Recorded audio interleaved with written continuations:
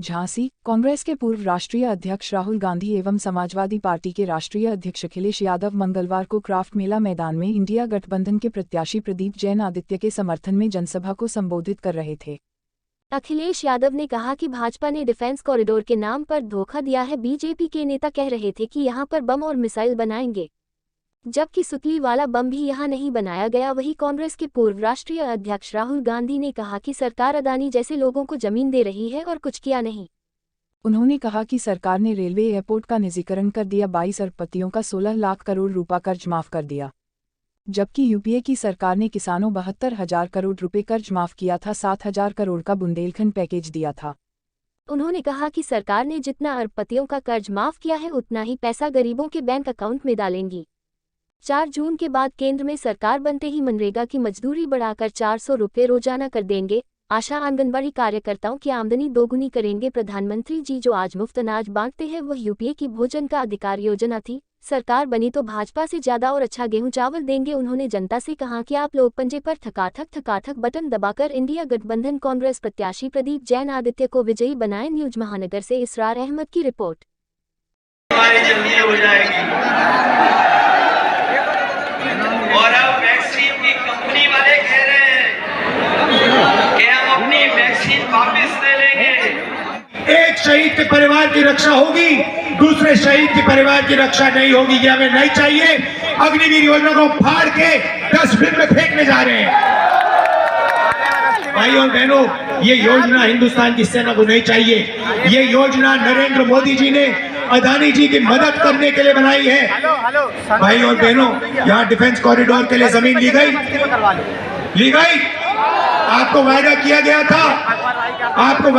गया था कि यहाँ पे डिफेंस मैन्युफैक्चरिंग शुरू होगी, हुई नहीं। अदानी जैसे लोगों को जमीन दी मगर यहाँ पे कुछ मैन्युफैक्चरिंग शुरू नहीं की, कोई फैक्ट्री शुरू नहीं की।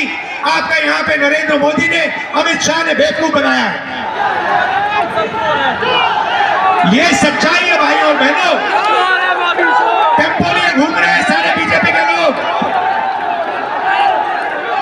एयरपोर्ट पकड़ा दिए, रेलवे बेच रहे हैं, इंफ्रास्ट्रक्चर दे दिया, डिफेंस इंडस्ट्री दे दी, सारा का सारा प्राइवेटाइज कर दिया, 22 अरबपतियों को दे दिया। आपको क्या मिला?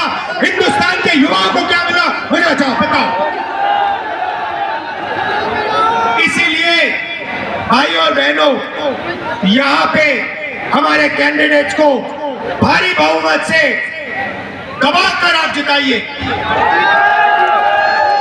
आखिरी बात कहना चाहता हूं, हमारे मजदूर भाई, आशा और आंगनबाड़ी की महिलाएं, आज मनरेगा में 250 रुपए मिलता है। जून 400 रुपए हो जाएगा।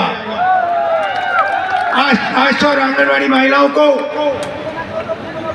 कम पैसा मिलता है। जून 4 उनकी आमदनी दुगनी हो जाएगी।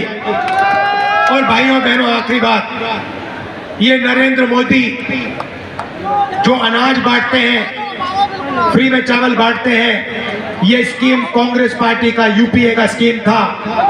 भोजन का अधिकार का स्कीम था, हमारा स्कीम था।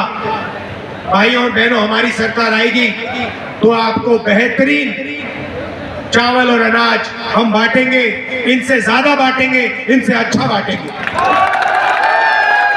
मैं आपसे कहना चाहता हूं कि अब समय आ गया है कि गरीबों की सरकार हो, किसानों की, मजदूरों की, युवाओं की सरकार हो। ये अदानी अंबानी की सरकार, इसको हटाने का टाइम आ गया है। आपने बहुत सहा है। अरबपतियों की सरकार नहीं चाहिए, हिंदुस्तान की सरकार चाहिए, तिरंगे की सरकार चाहिए, इंडिया गठबंधन की सरकार चाहिए। आप सबको दिल से धन्यवाद, नमस्कार, जय हिंद, जय बुंदेलखंड।